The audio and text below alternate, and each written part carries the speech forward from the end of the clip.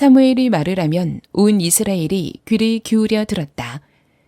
그 무렵에 블레셋 사람이 이스라엘을 치려고 모여들었다. 이스라엘 사람은 블레셋 사람과 싸우려고 나가서 에베네셀에 진을 쳤고 블레셋 사람은 아벡에 진을 쳤다. 블레셋 사람이 전열을 갖추고 이스라엘 사람을 치자 치열한 싸움이 벌어졌다. 이스라엘은 이 싸움에서 블레셋에게 졌고 그 벌판에서 죽은 이스라엘 사람은 4,000명쯤 되었다. 우리에게 화가 미쳤는데 누가 저 강력한 신의 손에서 우리를 건질 수가 있겠느냐. 그 신들은 광야에서 온갖 재앙으로 이집트 사람을 쳐서 죽게 한 신들이다. 블레셋 사람들아, 대장부답게 힘을 내어라. 그렇지 않으면 히브리 사람이 우리의 종이 되었던 것처럼 우리가 그들의 종이 될 것이다. 너희는 대장부답게 나가서 싸워라. 그런 다음에 블레셋 사람이 전투에 임하니 이스라엘이 져서 제각기 자기 장막으로 달아났다. 이스라엘은 이때 아주 크게 져서 보병 3만 명이 죽었다. 하나님의 궤를 빼앗겼고 엘리의 두 아들 홈니와 비느하스도 이때 전사하였다. 그가 하나님의 궤에 대한 소식을 전할 때 엘리는 앉아있던 의자에서 뒤로 넘어져 문 곁으로 쓰러져서 목이 부러져 죽었다. 늙은 데다가 몸까지 무거웠기 때문이다. 그는 40해 동안 이스라엘의 사사로 있었다. 그때 엘리의 며느리인 비느하스의 아내는 임신 중이었으며 출산할 때가 가까웠는데 하나님의 궤를 빼앗겼고 자기의 시아버지와 남편도 죽었다는 소식을 듣자 갑자기 진통이 일어나 구부리고 앉은 채 몸을 풀었다. 그러다가 그는 거의 죽게 되었다. 그때 곁에 서 있던 여인들이 아들을 낳았으니 걱정하지 말아요 하고 말해주었다. 그러나 산모는 대답도 없고 관심도 보이지 않다가 그 아이의 이름을 이가봇이라고 지어주며 이스라엘에서 영광이 떠났다 하는 말만을 남겼다. 하나님의 궤를 빼앗긴 데다가 시아버지도 죽고 남편도 죽었기 때문이었다. 거기에다가 하나님의 궤까지 빼앗겼기 때문에 이스라엘에서 영광이 떠났다고 말했던 것이다.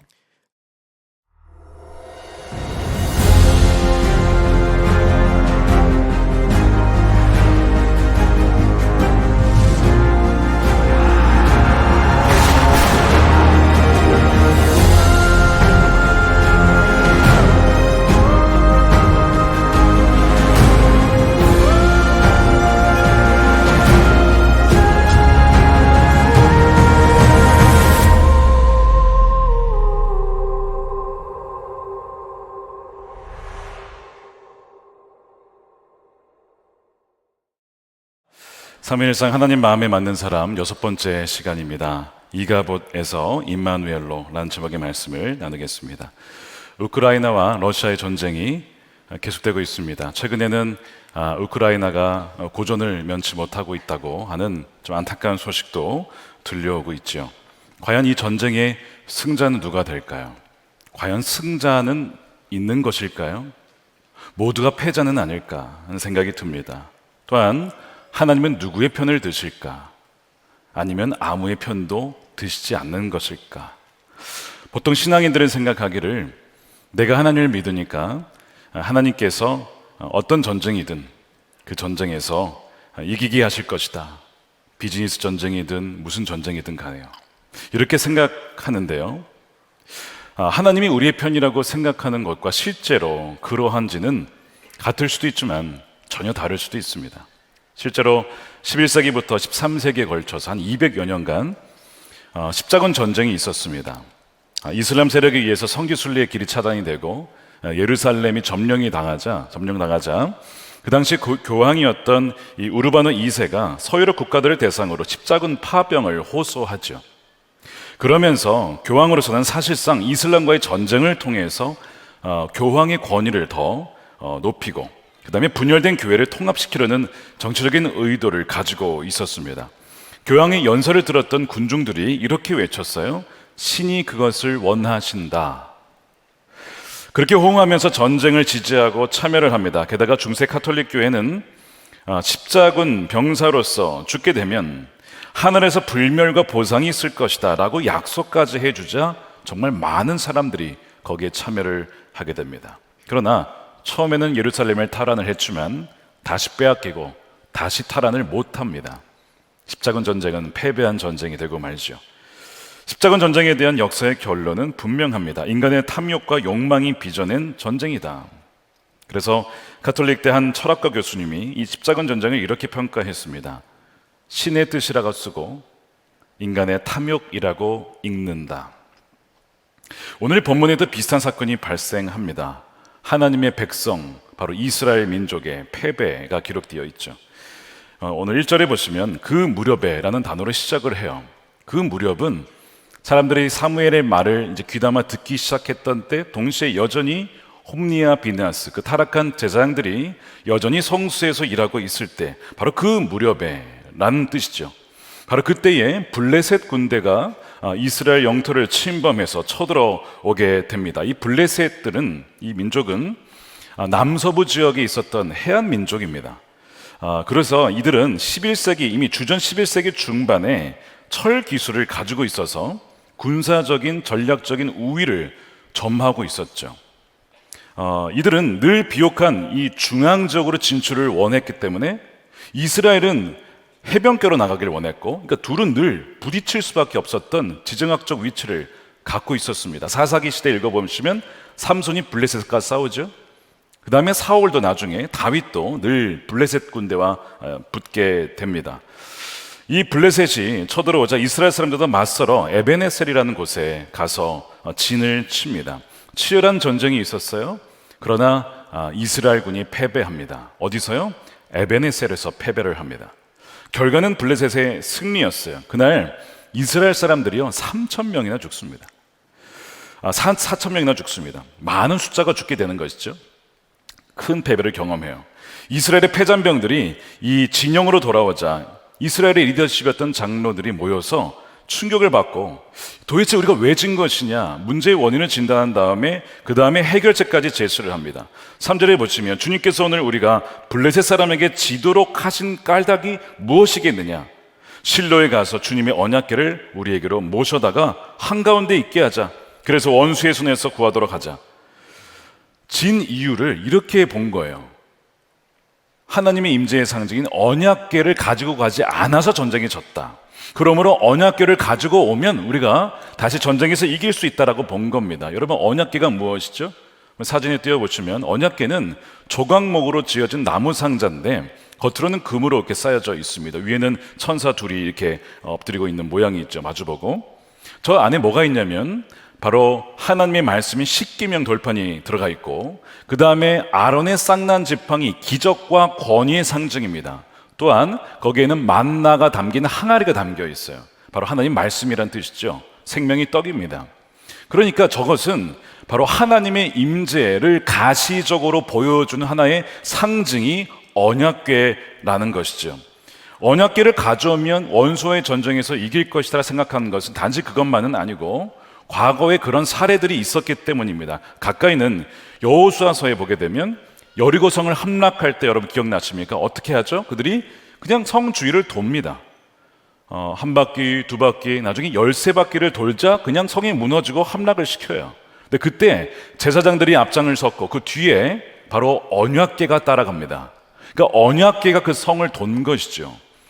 그래서 그 전쟁에서 정말 한 명 죽지 않고 그 성을 함락했던 과거의 역사 기록이 있었던 겁니다. 그래서 이 이스라엘의 장로들은 우리가 언약궤를 가져가면 전쟁에서 이길 거야, 그렇게 결론을 내린 것이죠. 그러나 여러분, 오판이었습니다.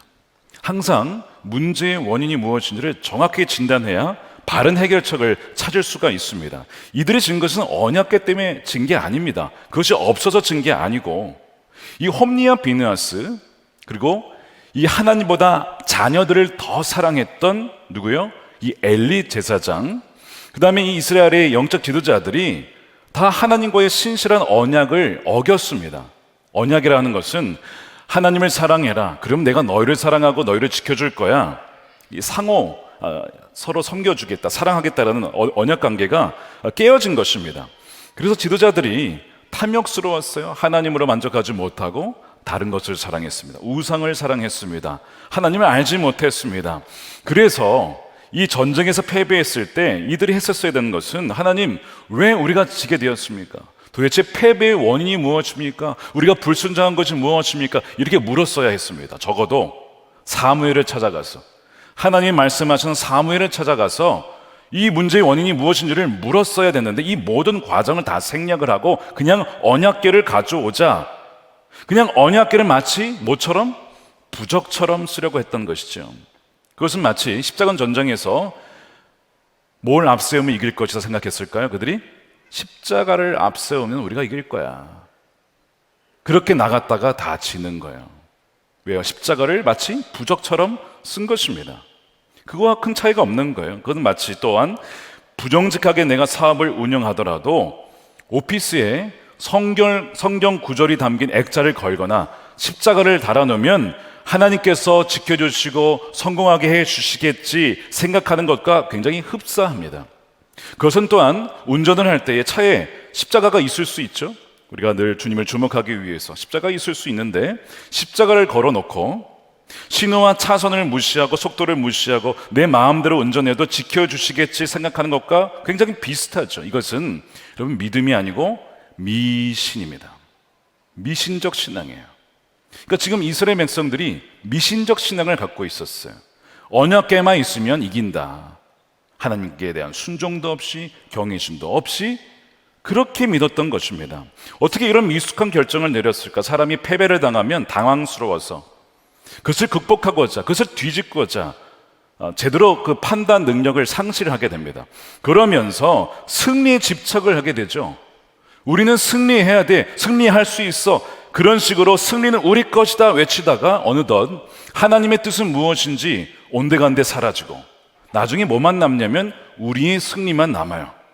3절을 보시게 되면 이들이 얼마나 우리 하는지 모릅니다. 자, 3절에 주님께서 오늘 우리가 지도록 하시는 이유가 무엇일까? 실로에 가서 주님의 언약궤를 우리에게로 모셔다가 우리 한가운데 있게 하여 우리를 원수의 손에서 구하여 주시도록 하자. 주도권이 하나님께 있는 것이 아니고 우리가 주도권을 갖고 하나님을 데려다가 쓰는 모양입니다. 그러니까 지금 이들은 하나님과의 살아있는 관계는 사라지고 하나님에 대한 경외심은 사라지고 하나님이 주시는 유익과 혜택만 누리려 하는 것이죠. 하나님을 사랑하기보다 하나님을 사용하려 하고 하나님을 이용하려 하는 것이 이 이스라엘 지도자들의 영적인 상태였다는 거예요. 이런 상태라면 아무리 언약궤가 100개 1000개라도 여러분 백전백패할 수밖에 없는 것입니다. 두려운 것은 이 모습이 우리의 모습, 우리 안에도 이러한 모습이 있을 수 있다는 것이 참 두려운 일입니다. 우리가 비즈니스를 할 때, 무슨 일을 할 때에 하나님의 뜻이 무엇일까를 찾고 구해야 되잖아요. 하나님께서 너가 거룩해야 된다, 너가 세상과 똑같이 살아서는 안 된다, 정직해야 된다, 베풀어야 된다, 용서해야 된다, 근면하게 해야 된다, 씨를 뿌려라.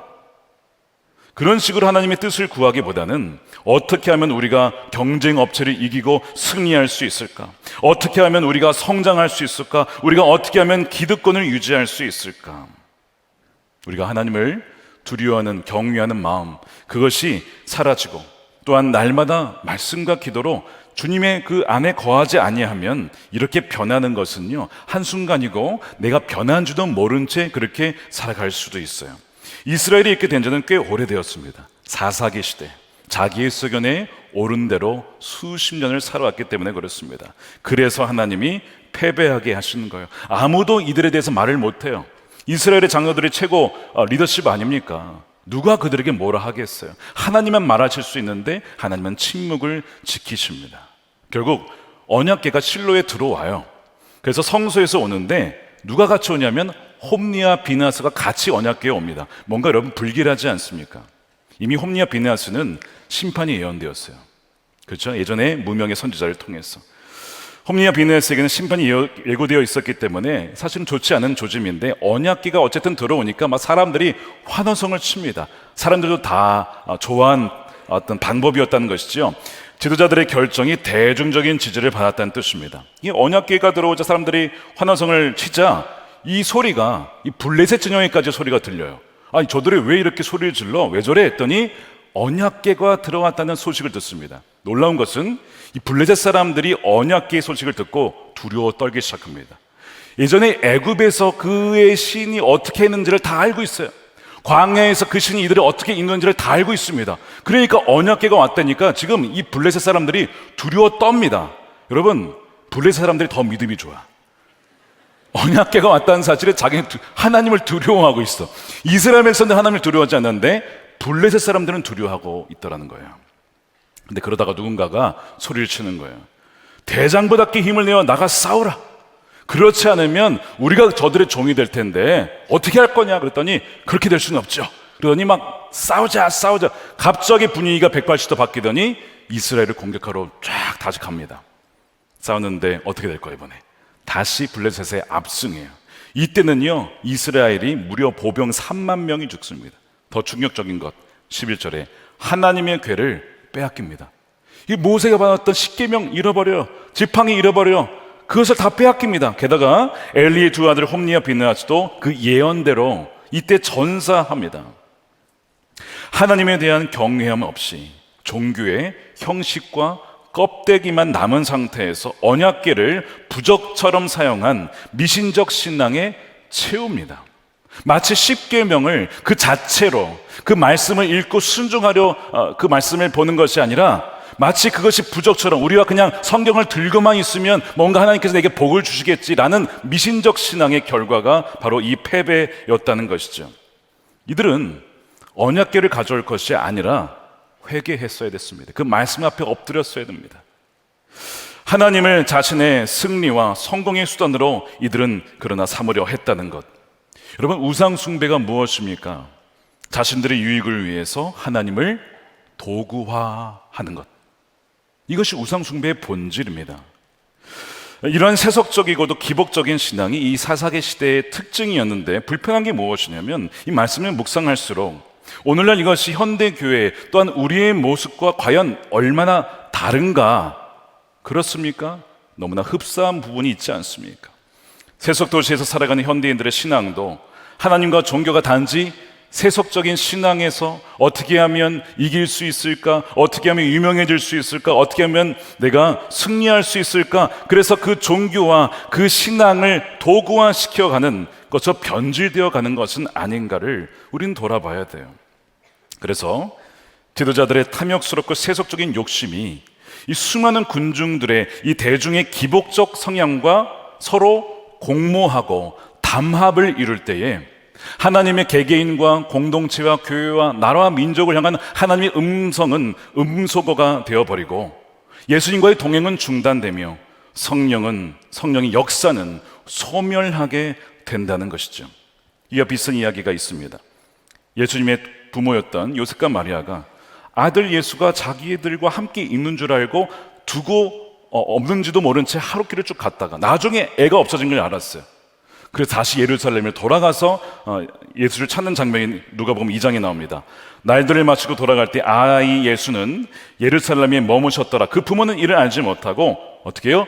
동행 중에 있는 줄로 생각하고 하룻길을 가요. 애를 두고 그냥 부모만 떠나간 거예요. 왜요? 애가 있는 줄 알았어, 자기네 하고 같이. 여러분, 이런 일이 지금 오늘 이스라엘 백성들에게 벌어진 것이죠. 언약궤를 가져왔으니 전쟁 중에 하나님이 우리와 당연히 함께 하신 줄 알고 전쟁에 나갔다가 3만 명이 죽은 거예요. 비슷한 일이죠. 하나님이 역사하지 않으셨습니다. 여러분, 하나님은 우리가 오라 가라 명하실 수 있는 분이 아닙니다. 하나님이 우리에게 명하시는 분이시죠. 주님이 주인이십니다. 오늘 우리 이 말씀을 하나님의 음성으로, 경고의 음성으로 들어야 돼요.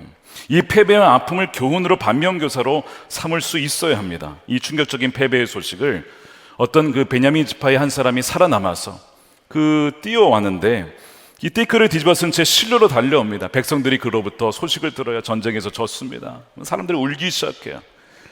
이 엘리가 그 당시에 이제 기다리고 있었어요. 걱정하면서 뭘 걱정했냐면 언약궤를 혹시 빼앗기지 않을까. 그래도 그 책임감이 나름 있었던 것이죠.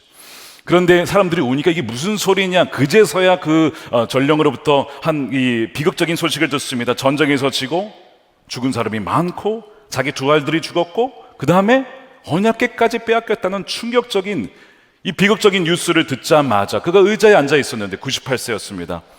몸이 비둔했다라고 했어요. 뒤로 충격으로 넘어졌는데 목이 부러져서 그 자리에서 죽고 맙니다. 40년 사사로서의 통치가 끝나게 돼요. 비극적으로 끝납니다. 이뿐만 아니라 엘리의 며느리이자 비느하스의 아내가 그 당시 임신 중이었는데 시아버지가 죽습니다. 남편이 죽었습니다. 그 충격에 이 진통이 와서 이제 아들을 낳았어요. 그 사람들이 아들 낳았으니 걱정하지 말라고 위로하지만 전혀 위로가 되지 않습니다. 그러면서 죽어가면서 아이의 이름을 이렇게 지었어요. 이가봇이다. 21절입니다. 그 아이의 이름을 이가봇이라고 지어주며 이스라엘에서 영광이 떠났다는 말만을 남겼다. 하나님의 궤를 빼앗긴 데다가 시아버지 남편도 죽었기 때문이다. 이가봇에서 이 카봇이라고 하는 것은 영광이라는 뜻입니다. 근데 앞에 접두사 이를 해석할 때 없이라고 해석하면 영광이 없다는 뜻이고, 의문형으로 해석을 하면 영광이 어디에 있느냐, 비슷한 의미예요. 지금 이 아내가 보기에는 이 이스라엘에 바로 하나님의 영광이 떠나가서 우리가 진 것이다 라고 해석을 한 것이죠. 물론 그들의 가문의 입장에서는 이젠 더 이상 이 대제사장직을 맡을 수가 없어요. 그런 면에서 영광이 떠나간 것처럼 보입니다. 근데 여러분, 정말 하나님이 떠나셨을까요? 하나님이 이스라엘을 버리셨을까요? 여러분, 그렇지 않습니다. 하나님이 이스라엘 떠난 것이 아니었어요. 언약궤를 빼앗겼지만 언약궤는 하나님이 아닙니다. 떠난 것은 하나님이 아니고 이스라엘이 하나님을 떠난 거예요. 떠난 것은 탕자지 아버지가 떠난 것이 아닙니다. 아버지는 늘 집에서 그 아들을 기다리면서 항상 매일마다 아들이 돌아오기를 기다리셨죠. 그러나 탕자가 떠났기 때문에 마치 아버지가 곁에 계시지 않은 것처럼 느껴졌을 뿐입니다. 신앙생활에서 늘 떠나는 것은 누구죠? 우리가 먼저 떠납니다. 세상을 향해서, 세상이 좋다고 대마라가는 성경의 인물도 세상을 사랑하여 떠났잖아요. 떠나는 것은 우리지 하나님이 아니라는 것이죠. 바벨론 포로 때에도 하나님이 떠나서 포로로 끌려간 게 아니고 그들이 하나님을 떠나서 포로로 끌려가게 된 것입니다. 성문이 파괴되어지고 성전이 파괴되어지고 유다가 멸망한 것만 보면 마치 하나님이 떠나간 것처럼 보입니다. 그런데 하나님이 떠나간 것이 아니고 하나님의 침묵과 심판을, 어떤 고난을 통해서 그들을 돌이키기 위해서 그렇게 하셨던 거예요. 여러분, 이가봇은 하나님의 사랑의 매를 드신 것입니다. 사랑의 매는 자녀를 버리겠다는 것이 아니고 자녀를 살리겠다는 뜻이죠. 사랑의 매는 누구에게만 드냐면 참 자녀에게만 들지 다른 자녀나 모르는 사람에게 들지 않습니다. 부모가 사랑의 매를 들 때에 자녀 입장에서는 엄마 아빠가 나를 미워하나 봐, 안 사랑하나 봐, 나를 다리 밑에서 주소하나 봐, 이렇게 생각할 수 있어요. 왜 나를 징계하니까. 근데 자녀가 모르는 것은 부모는 정반대예요. 사랑하니까 징계하는 거고 훈육하는 것입니다. 즉 이가봇은 하나님이 사랑한다라는 증거가 될 수 있어요. 하나님은 사랑하는 자녀만 징계하시니까요. 히브리서 12장 7절에 이런 말씀이 있습니다. 함께 읽겠습니다. 징계를 받을 때에 참아내십시오. 하나님께서는 자녀에게 대하시듯이 여러분에게 대하십니다. 아버지가 징계하지 않는 자녀가 어디에 있겠습니까? 모든 자녀가 받은 징계를 여러분이 받지 않는다고 하면 여러분은 사생아이지 참 자녀가 아닙니다. 참 자녀에게 뭐가 있어요? 여러분, 징계가 있는 거예요. 그러니까 징계는 사랑의 징표라는 것이죠. 그들을 사랑하기 때문에 그들이 패하고 망하는 것이 하나님의 뜻이었어요. 하나님이 멀리하고도 그들이 한다면 평안하다면 그것이야말로 버림받은 증거입니다. 그것이야말로 사생아의 증거입니다. 궁극적인 심판이에요. 하지만 자녀를 사랑하는 부모는 징계해서라도 돌이키게 해요. 그러므로 징계를 받을 때에는, 여러분들 혹시 징계를 받으신다면 나의 죄를 고백하고 회개하고 하나님께로 돌아가야 됩니다. 비느하스가 아내가 외쳤던 이가봇, 하나님, 제가 하나님의 영광을 가렸습니다. 이가봇, 주여 그 임재를 회복해 주시옵소서. 우리가 그 회개할 때에 하나님은요 약속하셨어요. 스가랴서 1장 3절 말씀에 그러므로 너는 백성들에게 알려라. 만군의 주가 말한다. 너희는 나에게로 돌아오너라. 그러면 나도 너에게로 돌아갈 것이다. 돌아간다. 만군의 주가 약속하셨잖아요. 오늘 이 자리에 혹시 마음으로부터 주님으로부터 멀어졌던 자가 있다면 하나님께 돌아가십시오. 그러면 하나님이 여러분들에게 찾아오실 것입니다. 이것이 약속의 말씀이에요. 여러분 기억하십시오. 하나님은 저와 여러분을 떠나실 수 없고 버리실 수 없습니다. 하나님은 죄 많은 우리를 결코 떠나지 않으시기 위해 하신 일이 있었기 때문에 그래요. 그게 뭔지 아십니까? 한 아기를 우리에게 주셨잖아요. 한 아기를. 오늘 이가봇이라는 아기를 주셨는데 하나님이 궁극적으로 한 아기를 주셨는데 그 이름이 뭐죠? 임마누엘입니다. 임마누엘의 뜻은 하나님이 우리와 함께 하신다. 그분의 이름이 우리와 함께 하신다는 하나님이십니다. 그래서 하나님은 우리가 하나님을 떠난 반역죄, 내 마음대로 살고자 했던 그 반역죄를 우리에게 지을 것이 아니라 그 아기, 어린 양이신 예수 그리스도에게 그 죄를 다 지우게 하십니다. 그래서 우리가 사실은 받아야 될 버림받음의 죄, 이 죄값을 예수님이 받게 하시죠. 하나님이 예수님을 버리신 거 아시죠? 이 무슨 말이냐고요? 제가 말씀드릴게요. 아마 아실 겁니다. 마태복음 27장 46절입니다. 3시쯤에 예수께서 큰 소리로 부르짖어 말씀하셨다. 엘리 엘리 라마 사막다니, 이것은 나의 하나님 어찌하여 나를 버리셨나이까. 하나님의 아들을 쳐다보지도 않으셨어요. 그 십자가에서 죽으실 때 버리신 겁니다. 근데 이 버리심이 원래 누가 받아야 될 버리심이에요? 우리가 받아야 될 버리심을 하나님 우리를 너무 사랑하시니까. 그런데 그 죄는 처리해야 되니까 누구에게 지으신 거라고요? 예수님께 지어서 그가 버림받음으로 우리는 주의 자녀가 된 거예요. 우리를 떠나시지 않겠다고 그의 이름을 임마누엘이라고 하셨어요. 바로 이것 때문에 하나님은 우리를 떠나지 않으신다고 하는 분명한 약속입니다. 우리의 죄와 마귀는요 계속해서 이가봇 영광이 떠나갔다 조롱하며 우리의 삶을 보면서 조롱하고 막 욕할 것입니다. 정죄할 것입니다. 그런데 십자가의 은혜는 뭐라고 하냐면 임마누엘, 하나님이 영원히 우리와 함께 하신다라고 응답한다는 사실, 이것을 믿으신 여러분 되시길 축복합니다. 하나님이 결코 우리를 떠나실 수 없기 때문에 이 십자가에서 놀라운 사건이 일어나는 것이죠. 그러므로 오직 십자가의 그리스도 안에서 우리는 이 이가봇을 임마누엘이라 읽을 수 있습니다. 십자가는 이가봇이 변하여 임마누엘로 반전된 구원과 회복의 사건이기 때문에 그렇습니다. 제자들은 예수님이 잡히시고 죽으실 때에 그 장면을 보면서 이렇게 얘기했을 거예요. 어쩌면 이가봇, 하나님의 영광이 떠나갔다, 영광이 어디에 있느냐, 이렇게 얘기했을 거라고요. 어떻게 하나님의 아들이 죽으실 수가 있어? 그때 하나님의 영광이 사라진 것처럼 보였어요. 실제 12시부터 3시까지 어둠이 완전히 땅을 덮었습니다. 예수님이 돌아가시자 땅이 흔들리고 바위가 갈라졌습니다. 정말 이가봇처럼 느껴졌어요. 그런데 그날과 같이 영광스러운 날은 없었지요. 왜죠? 우리의 모든 죄를 예수님께서 다 지시고 완전히 사해 주신 날이니까. 그 이가봇처럼 느껴지는 그날이 가장 영광스러운 날, 하나님이 우리와 함께 하시겠다고 한 날, 바로 그날이 바로 십자가에서 주님이 죽으신 날이었습니다. 그래서 누구든지 이제는 그를 믿는 자마다 어떻게 해요? 멸망치 않고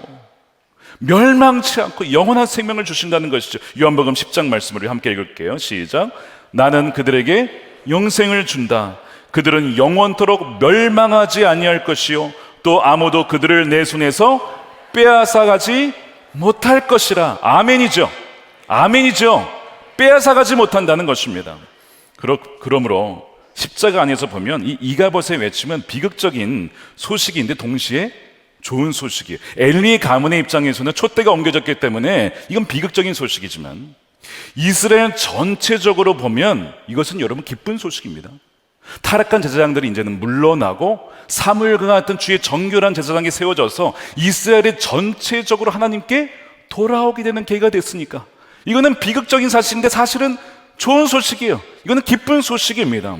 그래서 17절에 보게 되면 이 소식을 전하는 사람이라는 표현이 나오는데 읽어보시면 원래 이것이 히브리어의 의미는 기쁜 소식을 전하는 사람이라는 뜻입니다. 근데 그 사람이 뭘 들고 왔어요? 나쁜 소식을 들고 왔죠. 근데 그것이 나쁜 소식이었습니까? 아니요.